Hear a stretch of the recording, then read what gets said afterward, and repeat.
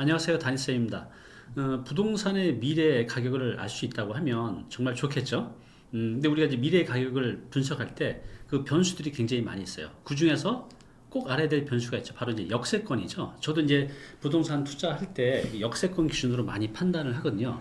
그런데 오늘은요, 정말 역세권 전문가를 모셨습니다. 어렵게 모셔서 이 역세권을 가지고 어떻게 우리가 부동산 투자에 방향을 잡고 길잡이를 할지 그 정보를 이제 주실 분을 모셨는데요. 성함이 독특하세요. 표찬님이시죠? 네, 안녕하세요. 예, 안녕하세요. 네, 반갑습니다. 본인 소개 간단하게 부탁드리겠습니다. 예, 네. 초대해 주셔서 먼저 감사드리고요. 네. 저는 그냥 표찬이라고 하고 철도 계획을 한 12년 정도 직접 해봤습니다. 네. 설계랑 뭐 전체적인 진행 과정을 다 해봤기 때문에 네. 조금 더 전문성을 가지고 역세권에 대한 이야기를 전해줄 수 있을 것 같고 네. 또 부동산과 도시계획을 같이 접목을 해서 네. 여러 가지 비즈니스 사업들을 하고 있기 때문에 네. 아마 이제 시청자분들한테 조금 도움이 되는 얘기를 오늘 할 수 있을 거라고 네. 생각하고 그래요. 나왔습니다. 대표님, 네. 이제 우리가 이제 부동산 투자할 때 우리 시청자분들이 이제 너무나 이제 스마트해져서 네. 이런 이제 변수도 다 알고 계시고 또 역세권이 중요하다는 것도 알고 계시는데 네. 이 역세권이 이 부동산 미래 가치를 판단하는 데 있어서 얼마나 중요한 변수일까요? 제가 바라본 역세권의 의미는 네. 일단 그 역세권 자체만의 의미가 아니다. 네. 노선이 뚫리고 역이 생기는 의미가 아니라 네. 그 역이 생기면 뭐가 생기겠어요? 뭐 주거용, 그쵸. 또 네. 상업용, 네. 그다음에 여러 가지 뭐 공공의 개발 사업이든 아니면 민간의 개발 사업이든 개발 사업들이 생긴다라고 네. 보는 거죠. 그렇죠. 그래서 그러한 것들의 시작점이 그래도 아무래도 노선이 그러니까 교통망이 뚫리고 특히 철도망이 뚫린다라면 네. 더 우선적으로 반영이 될 수 있기 때문에 그리고 지금 수도권 중심의 모든 사업 상당한 사업 계획들이 역 네. 중심으로 많이 그렇죠. 이루어지는 걸 볼 수 있기 때문에 역세권은 그 단순하게 노선의 역 하나의 의미가 아니다. 어떤 도시개발 사업, 개발 사업에 있어서 마중물 사업의 그래요? 어떤 네. 중요한 계기가 된다라고 저는 보기 때문에 그렇죠. 그런 의미에서 역세권의 어떤 시장, 그러니까 부동산 시장에서의 가치가 크다. 그렇죠. 그걸 우선적으로 얘기 드리고 네, 싶습니다. 이제 말씀하신 대로 진짜 마중물인 것 같아요. 네. 여기 생기면 네. 사람도 모이고 주택도 생기고 상권도 생기고 학교도 네. 생기고 그죠? 네. 그걸 통해서 이제 많은 인프라가 생겨나는 것 같아요 주위로. 그래서 우리가 근데 이제 역세권이라는 거 다 중요한지 아는데 언제 어디에 무엇을 어떻게 투자해야 될지는 좀 막막하잖아요. 저도 좀 어렵습니다. 그래서 하나씩 이제 여쭤볼게요. 이제 대표님 이 책에 보면 역세권 투자 전에 알아야 될 여덟 가지를 말씀하셨어요. 네. 근데 우리 일반인들이 또 책을 잘 안 읽잖아요. 또 읽어도 내용이 네. 좀 어려울 수 있어서 네. 그걸 좀 8가지를 좀 알기 쉽게 말씀해 주셨으면 좋겠습니다. 예. 첫 번째가 네. 서울로 진입해야 시너지가 예. 크다라고 말씀하셨는데 이건 대략적으로 우리 투자자분도 알 수 있을 것 같은데 좀 더 이것을 부연 설명해 주세요. 예. 그러니까 기존에 지금 수도권에 네. 광역 전철이 22개가 움직이고 있습니다. 네, 22개요. 예, 예. 근데 그 22개의 노선도 보면 그 서울의 중심부를 통과하는 노선이 네. 있고요. 네. 아니면 서울 외곽에서 이렇게 네. 움직이는 노선들이 있고요. 네. 그다음에 그러니까 이제 지 자체 그냥 안에서만 바깥에서. 움직이는 안에서. 경전철, 도시철도 사업 네. 이런 것들이 있거든요. 그 22개 노선은 어떻게 보면 다 나름대로 가치가 다르다라고 다르다. 보여지고요. 네. 또 새로 생기는 또 신설 노선도 마찬가지로 아무래도 주거와 업무 또 상업시설들과의 어떤 노선을 철도를 타고 쉽게 갈 수 있는 게 상당히 네. 중요한데 네. 돌아가거나 수단에서 가는 것들은 별로 철도에서는 의미가 적거든요. 그렇군요. 그래서 직접 갈 수 있느냐 그리고 이렇게 꾸불꾸불 가지 않고 다이렉트로 가느냐 한 예로 신분당선 같은 경우도 네. 뭐 이용객이 아주 많지는 않아도 네. 그래도 바로바로 다이렉트로 가기 때문에 그 신분당선과 관련된 이런 네. 수원 쪽이나 이런 성남 쪽이나 이런 내용들을 보면 그래도 부동산 시장에서 가격에 많은 변화를 줬거든요. 그렇죠. 네. 네, 그게 상당히 중요하다. 그리고 가고자 하는 목적지가 그래도 강남, 판교 네. 이런 데를 가잖아요. 네. 이런 목적지가 상당히 좋았다. 네. 이러한 것들을 쉽게 갈 수 있는 건 그 노선에 전체적으로 힘을 줄 수 있다라고 저는 보여져서 그런 서울로 진입한 의미가 상당히 크다라고 얘기를 하고 싶은 거고 새로 생기는 신설 노선에 대한 관심도 되게 많거든요. 네네. 근데 그러한 노선들 또한 네. 이항이면 서울 쪽으로 가주시는 게 그리고 이항이면 강남 3구로 좀 네. 연결되는 통과되는 노선이 훨씬 더 노선 가치에 우위가 있다. 그렇군요. 결과적으로 시간이 지나면 그 노선의 가치는 전체적으로 다 좋아질 수밖에 없기 때문에 그런 부분들을 생각해 주셨으면 좋겠다라고 얘기를 드리고 그렇군요. 싶습니다. 그러니까 이제 지하철 이 노선이 다 좋은 게 아니라 일단 기본적으로 서울로 쉽게 진입이 돼야 되고 네. 또 뭐 경전철 같은 경우는 그 지역 내에서만 도는 게 있고 또 서울시로 진입 안 하고 이제 변두리로만 이렇게 도는 노선도 네, 있잖아요. 네, 네. 그런 것보다는 이제 서울로 진입해야 되고 좀 더 빠르게 돌지 말고 이런 것들이 좀 더 가치 있는 이제 역세권이라는 거죠. 첫 번째 이유입니다. 네, 그래요. 예. 그리고 두 번째가 네. 국가 예산을 볼 줄 알아야 철도의 미래를 알 수 있다. 이건 좀 어려운 것 같아요. 이게 어떤 내용이죠? 쉽게 좀 설명을 드리면 네. 그 철도와 관련된 그 국가 예산이 연간 한 15조 정도로 파악이 15조요? 예, 예. 어마어마하네요. 네, 근데 실제로 거기에는 많은 위탁 비용이 상당히 많이 있고요. 네. 그러니까 관련된 철도공사나 네. 철도공단에 아마 내려주는 예산인 것 같고요. 네. 실제로 건설 예산은 한 5조 원 5조 정도요? 정도로 네. 파악이 되고 있습니다. 네. 매년 12월 정도면 우리가 국회에서 예산을 검토할 수 있거든요. 네. 예, 그러한 것들을 보면 일반인도 누구나 쉽게 그 예산에 대한 것들을 파악할 수 있는데 네. 그 예산을 보고 이 사업이 정말 당초 계획대로 진행이 되겠구나. 올해 뭐 설계를 할 수 있겠구나. 올해 계획이나 검토를 할 수 있겠구나. 올해 공사를 할 수 있는데 예산이 뭐 수천억이 들어가서 네. 진행이 좀 빨리 될 수 있겠구나. 이러한 것들을 조금은 가늠해 볼 수 있다라는 거죠. 그래서 우리가 막연하게 어떠한 노선들, 새로 생기는 신설 네. 노선에 대한 것들을 그냥 지켜보는 게 아니라 이러한 것들을 조금 면밀히 살펴보면 네. 그 진행되는 과정의 스토리를 좀 이해할 수 있다. 이거는 뭐 하겠다라고 했는데 올해 막 예산도 안 반영됐다. 뭐 예산이 5억 반영됐다. 이런 것들은 솔직히 의미가 적거든요. 그래서 그런 예산을 좀 보실 수 있는 게 어떤 사업에 대한 미래를 그리고 본인이 직접 구체적으로 알 수 있는데 좋은 포인트가 되지 않겠나 생각이 듭니다. 그러네요. 결국 이 모든 사업은 결국 돈으로 하는 거잖아요. 예, 예. 또 그게 국가 예산이 얼마나 잡혀져 있는지에 따라서 네. 또 얼마나 빠르게 또 진행이 되는지를 알 수 있는데, 근데 이런 예산이 잡혀 있는 거를 어디서 우리가 확인할 수가 있죠? 그 예산을 보는 거는요, 그냥 어렵진 않고요. 네. 그냥 국회 그 예산 사이트가 있습니다. 그래요? 예, 거기에 예결산 그 게시판이 있고요. 예, 네. 그런데 내용들을 좀 보면 자신이 많이들 관심 있는 지역들 이제 중심으로 보시면 되겠네요, 그죠? 네네. 저는 뭐 매년 올려드리고 있습니다. 예산이 그래요? 얼마큼 나오는지를. 예. 그래요? 어디 블로그를 예, 보시나요? 블로그에 매년 올려놓고 있습니다. 네, 대표님 블로그도 링크 달아놓을게요. 예. 이제 어렵게 찾지 마시고 링크 다 보여주신다니까 거기서 확인하시면 될 것 같습니다. 예. 세 번째가 철도 사업을 파악해 필승하는 투자 전략을 세우자. 네. 이게 어떤 의미죠? 아까 예산과 같은 맥락입니다. 네. 내용 들어보면. 그래서 저는 이렇게 철도를 바라보는 시각이 그래도 10년을 잡아야 된다. 네, 10년이요. 예, 예. 그러니까 그것도 이제 저스트한 게 10년입니다. 네. 그러니까 그냥 놓고 보면 마냥 걸리다 보면 20년도 걸려요. 그래요. 그러니까 20년에 생길 것들. 그러니까 말 그대로 만약 저게 생기면 본인이 탈 수 있을까? 이제 그런 걱정도 한단 말이에요. 하늘나라 가 있을 수 있겠네요. 그래서 그런 걱정도 할 정도로 오래 시간이 걸립니다. 그러니까 네. 보통은 10년 정도 잡으셔야 되고 그 10년에 대한 내용을 좀 살펴보면 네. 처음에 구상하고 타당성 검토하는데 네. 그리고 기본 계획하는데 한 2, 3년. 2, 3년. 그다음에 이제 본설계죠. 설계하는데 한 또 2, 3년. 그다음에 공사하는 게 한 5년 정도. 네. 그걸 한 10년 정도로 따지고 있는 겁니다. 그래서 그러네요. 여러분들이 뭔가 부동산을 뭐 실거주로 하든지 아니면 뭐 다른 데로 옮겨가든지 아니면 뭐 투자를 하든지 이럴 때 있어서 이 본인이 지금 이 사업이 신설 노선이라면 어떤 단계에서 어떤 단계에서 본인이 지금 뭔가 부동산을 보게 되는지를 한번 좀 살펴볼 필요가 있다라고 보여지고 이거 시장적으로 부동산 시장적으로 따져보면 아무래도 네. 공사가 하는 것보다 네. 처음에 구상 단계에서 발표될 때 네. 그 다음에 타당성 검토를 통과하거나, 네. 뭐 기본 계획에서 여기쯤 확정되거나, 이럴 때 많이 이렇게 가격의 상승들을, 그러니까 시장이 좀 뭐 외부 요인이 없다라면, 네. 단순하게 철도 상황만 놓고 보면 아무래도 구상 발표, 그 다음에 철도 계획에 대한 부분, 이런 역에 대한 선정 부분, 이런 것들이 상당히 크게 영향을 반영한다라고 보시면 되고, 또 기본 계획 고시와 실시 계획 고시라는 게 있습니다. 네. 이제 그 고시는 이제 정말 하겠다는 사업을 진행하겠다라는 얘기거든요. 네.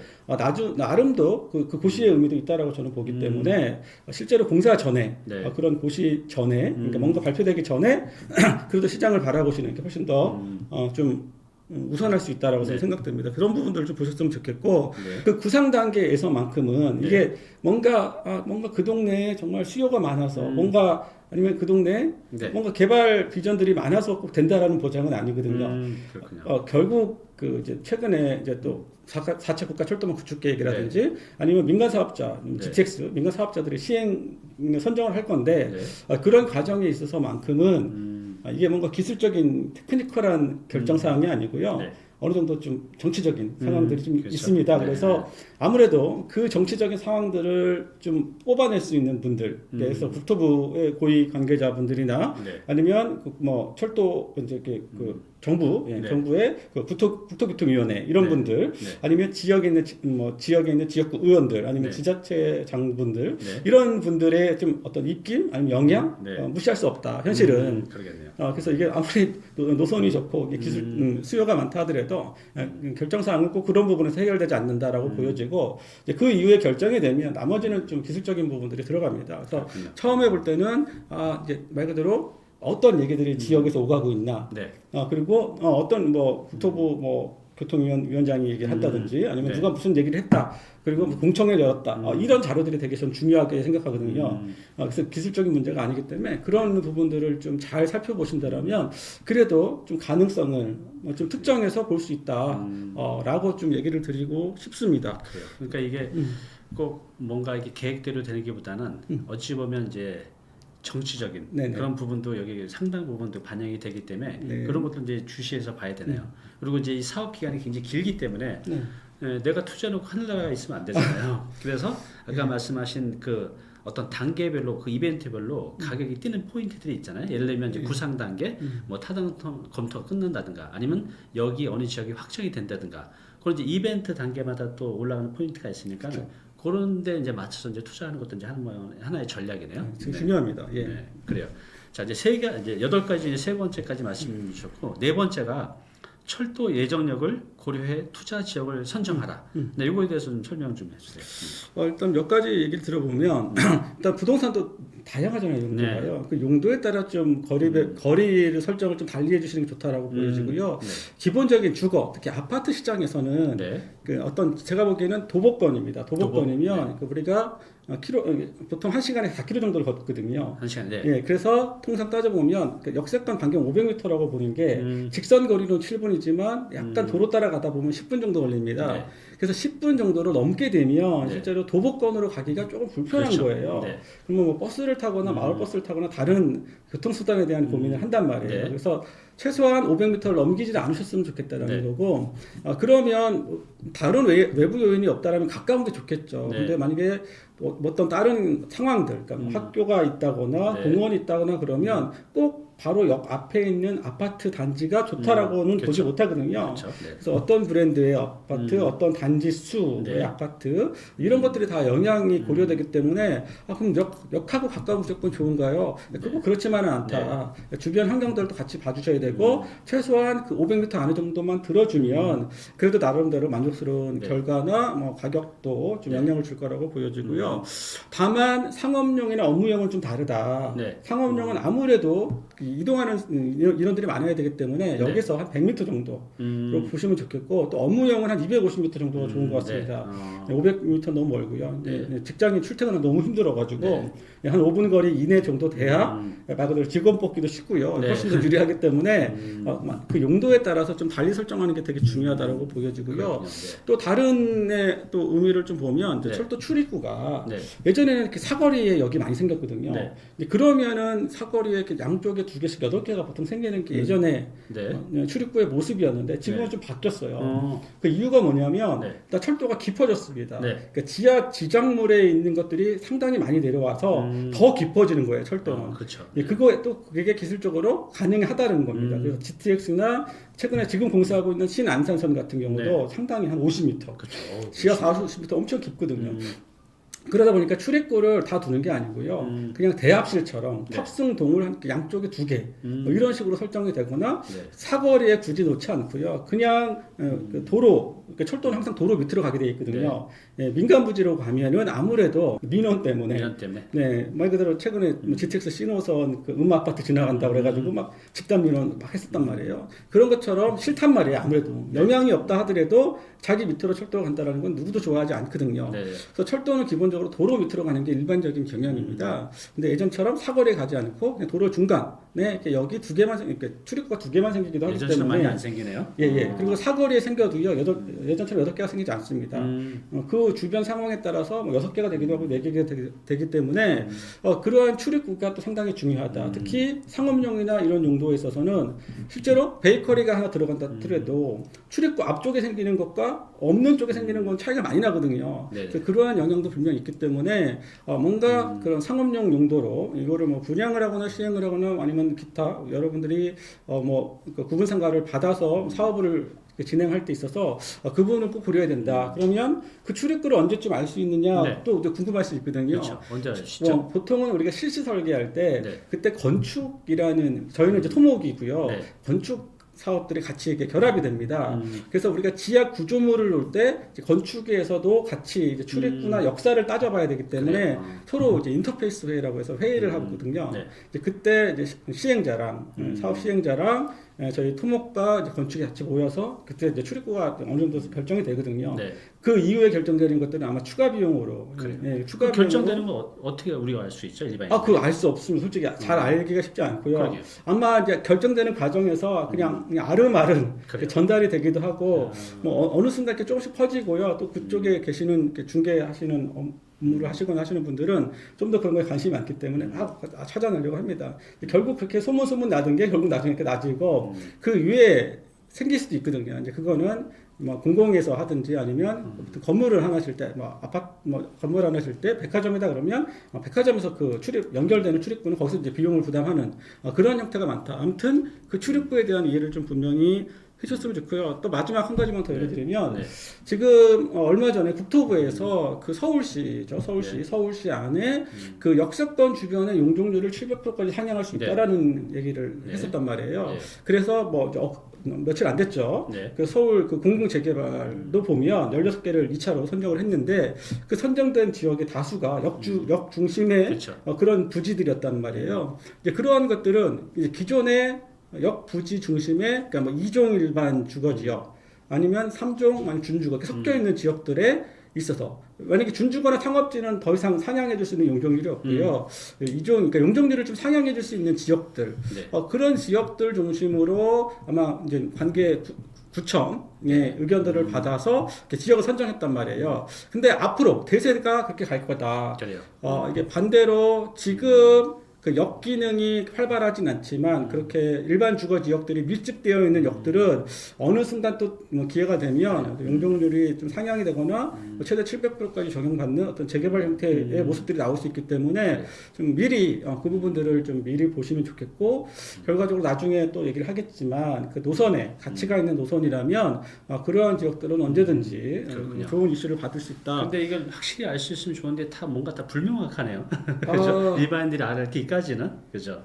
예, 그거는 좀 많은 고민을 해야 될 것 같습니다. 뭐 제가 최대한 기회가 되면 그런 거 좀 나오면 블로그에 좀 미리 좀 공유 좀 해주세요. 예, 알겠습니다. 그러니까 지금 이제 철도 예정역을 고려해서 투자 지역 선정하라. 이제 크게 세 가지를 말씀해 주셨는데 첫 번째는 그 역 주변에 여러분들이 어떤 투자 상품 하냐에 따라 달라진다는 거죠. 예를 들어서 여러분들이 그러니까 상업 관련 물건을 투자한다고 하면 한 100m 이내, 또 업무 단지 주변은 200m 이내.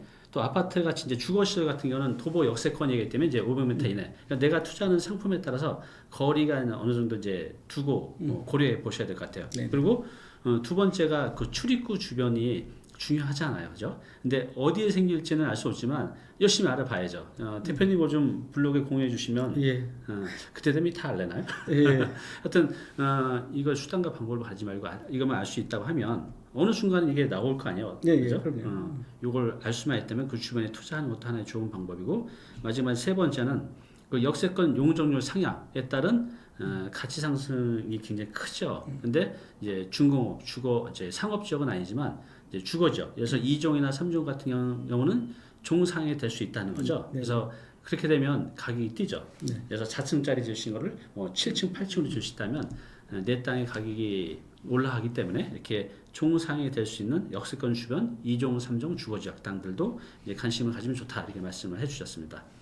이제 다섯 번째는 부동산 투자 앞으로 이제 10년을 내다봐야 된다. 10년이 너무 길게 느껴지는데 그래도 내다봐야죠. 이거 좀 설명해 주세요.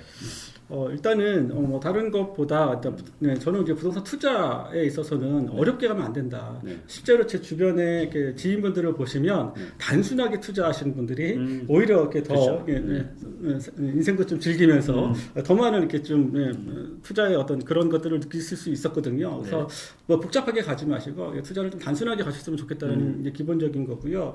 지금 이제 인구수에 대한 부분들을 그래도 우리가 좀 고민을 해야 된다. 그러면 인구수가 이제는 조금 있으면 이제 정체가 되고 좀 줄어들 수 있다. 그러니까 투자하면 안 된다. 뭐 그렇게 보지만 저는 이 부동산을 바라보는 어떤 시장, 네. 어떤 그 다음에 어떤 부동산을 생각하는 어떤 거주에 대한 환경에 대한 뭔가 좀 기대감 이런 네. 것들이 되게 크기 때문에 세대 수는 인구가 줄더라도 세대 수는 그렇게 같이 또 줄지는 않을 거다. 그리고 네. 나름대로 정부 정책상 어떤 식으로든 네. 그러한 것들을 좀 방어를 할 거라고 보기 때문에 저는 너무 그러한 걱정들, 장래 미래 걱정들을 너무 하지 않으셨으면 좋겠다는 거고 네. 그리고 그 걱정은 앞으로 20년 후에 하도 충분하다. 그래서 시장에 대한 접근을 너무 어렵게 가지 않으셨으면 좋겠고 인구에 대한 그러니까 줄어드는 거에 대한 걱정도 너무 안 하셨으면 좋겠고 그래도 고령화에 대한 부분은 우리가 걱정 안 할 수 없잖아요. 네. 그래서 어찌됐건 고령화 되다 보면 이제 도심으로 또 회귀하는 것들이 분명히 있거든요. 네. 시장의 흐름상. 그래서 그런 도심 회귀에 대한 부분. 그래서 서울에 대한 관심이 다시 높아졌단 말이에요. 그래서 그런 부분들을 무시할 수는 없다.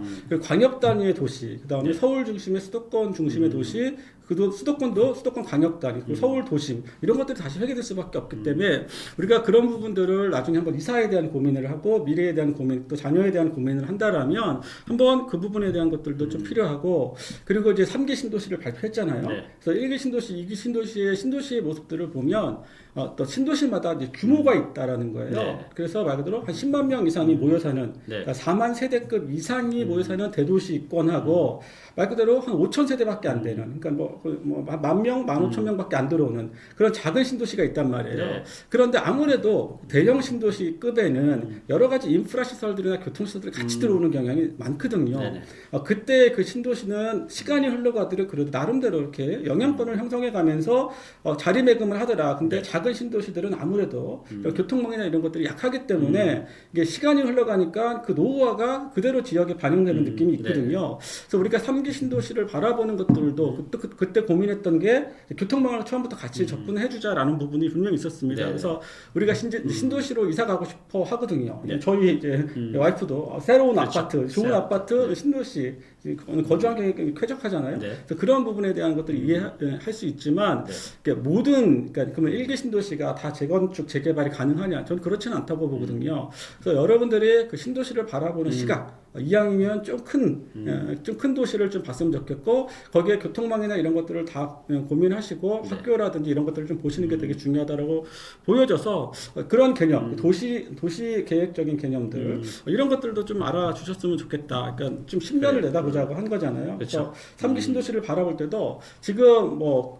큰 데는 몇 군데 있잖아요. 교산, 뭐 왕숙, 뭐 창녕 여러 곳이 네. 있지만 또 작은데 우리가 잘 모르는 곳들도 많이 있다라는 거예요. 그래서 그런 부분들은 조금 조심해서 봤으면 좋겠다. 그래요. 라고 좀 보면서 좀 크게 큰 시장을 내다보고 좀 생각을 해보면 어떨까 해서 좀 네. 정리를 해봤습니다. 그러니까 결국은 이제 10년이라는 건 부동산은 이제 관성이 크다고 하잖아요. 당장 내년에 확 바뀌는 게 아니라 공급 계획도 있어도 그런 집이 들어오고 여기 들어오고 인프라가 생기기까지는 굉장히 많은 시간이 이제 걸리는데 그런 이제 중장기 계획을 보면서 이제 투자를 이제 해야 된다는 거죠. 네. 거기에 덧붙여서 이제 인구수, 또 가구수, 또 이제 도심으로 이 고령자들이 은퇴 후에 도심으로 회귀하는 현상들을 보면서 5년, 10년 뒤에 저희가 어떻게 바뀔지 이런 이제 예상해서 투자를 해야 된다는 뜻으로 이제 이해하면 됩니다. 네네. 네, 그래요. 네, 오늘 정보 도움이 좀 되셨나요? 앞으로 이런 정보 계속 받아보실 분은요, 여기 구독 부탁드리고요. 그 다음에 오른쪽은 제가 추천하는 영상입니다. 꼭 한번 보시기 바랍니다.